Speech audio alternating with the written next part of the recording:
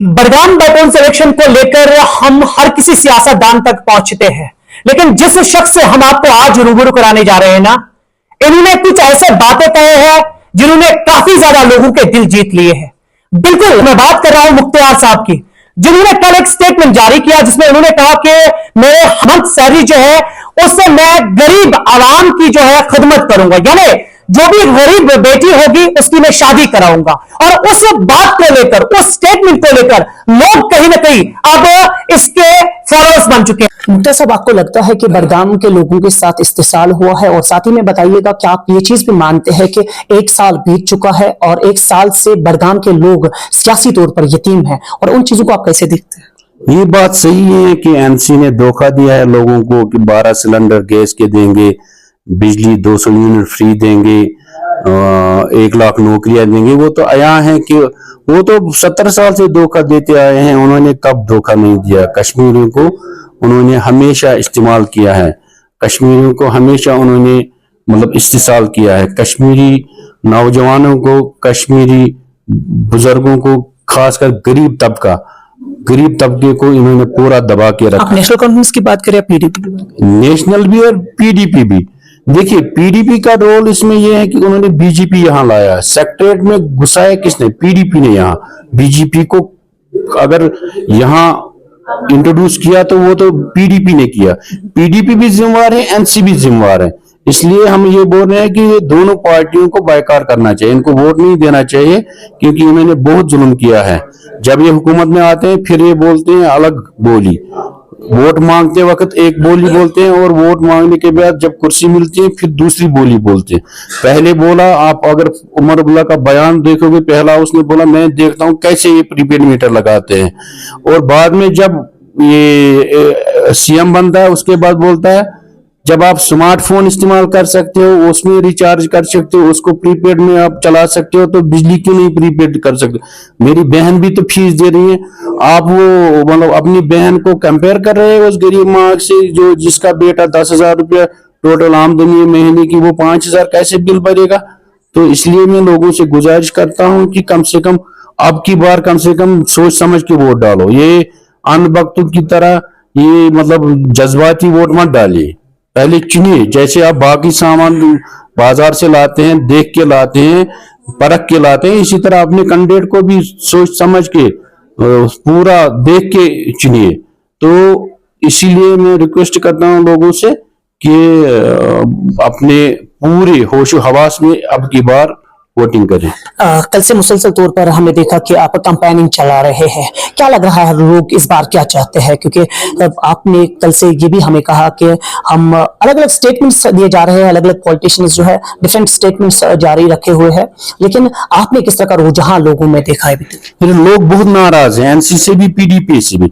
लोग तो छुटकारा चाहते हैं। हालांकि हमारी सीट जीतने से न तो हुकूमत बनेगी न तो हुकूमत गिरेगी, लेकिन एक बडगाम कॉन्स्टिट्यूंसी को अगर नया एमएलए बनता है जिसको शौक है काम करने का, मौका देंगे तो इंशाल्लाह ये खानदानी राज भी खत्म हो जाएगा। देखिए, आप अगर गौर करेंगे ना, अभी एनसी भी एक ही घर में है, पीडीपी भी उसी घर में है और बीजेपी भी एक ही घर में है। तो अब कम से कम लोगों को सोचना चाहिए, इसे थोड़ा ना अपने जहन को खोल के वोट देना चाहिए, ताकि ये बडगाम कॉन्स्टिट्यूंसी को हम अच्छे से सेव कर रहे हैं और इसको डेवलपमेंट करें। अगर मुख्तियार साहब के हाथ जीत लगेगी, क्या कुछ खास करेंगे बडगाम कॉन्स्टिट्यूंसी के लिए? यहाँ 0 से स्टार्ट करना है, 0 से 100 तक करना है। यहाँ कुछ नहीं किया है अभी 70 साल में। यहाँ हेल्थ का इशू है, यहाँ एजुकेशन का मसला है, यहाँ 0 से स्टार्ट करना है, यहाँ हर एक काम करना है। आप देखो, यहाँ हमारे हुमामा में डिस्पेंसरी है, वहाँ गोगू में डिस्पेंसरी है, वहाँ डॉक्टर नहीं होता है। अच्छा, हम 10 साल से डिमांड कर रहे हैं कि हमें यहाँ छोटा सा 10 बेड का हॉस्पिटल दे दीजिए। अरे, डिस्पेंसरी सही से ऑपरेट नहीं हो रही है तो उसे हॉस्पिटल कहाँ से देंगे?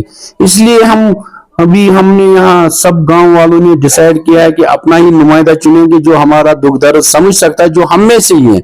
इसलिए मैं इनमें से ही हूँ, बडगाम वालों में से हूँ, इनका अपना भाई हूँ, इनका अपना बेटा हूँ, और इनके जैसा ही हूँ। मैं कोई लंदन से पढ़ के नहीं आया हूँ और मुझे कश्मीरी भी आती है, इसलिए मैं लोगों के दुख दर्द अच्छे से समझता हूँ और पिछले 10-15 साल से काम कर रहा हूँ सोशल वर्क, और इंशाल्लाह हमें मौका देंगे बडगाम के लोग तो हम इससे भी ज्यादा अच्छी खिदमत कर सकेंगे लोगों की। मुख्तियार साहब, कंटिन्यूसली हमारे इस स्टोरीज को या कुछ भी हम कंटेंट जो भी पब्लिश करते हैं उसको ज्यादा से ज्यादा लोग देखते रहते हैं, और हर किसी मजहब व मिल्लत से जो लोग होते हैं वो ताउन करते हैं, वॉच करते हैं। क्या खास पैगाम आप अपनी तरफ से इस बार देना चाहेंगे, क्योंकि लोग तजज्जुब में हैं, लोग कंफ्यूजन में हैं, लोग कहते हैं आखिर अपना प्रीशियस वोट दे तो दे किसको? क्या खास पैगाम आपकी तरफ से रहेगा? मैं लोगों से गुजारिश करूंगा कि आपने 70 साल एनसी को जिताया तो एक बार अपनी पार्टी को मौका दे, मुख्तार अहमद को मौका दे, एक बार आजमाएं।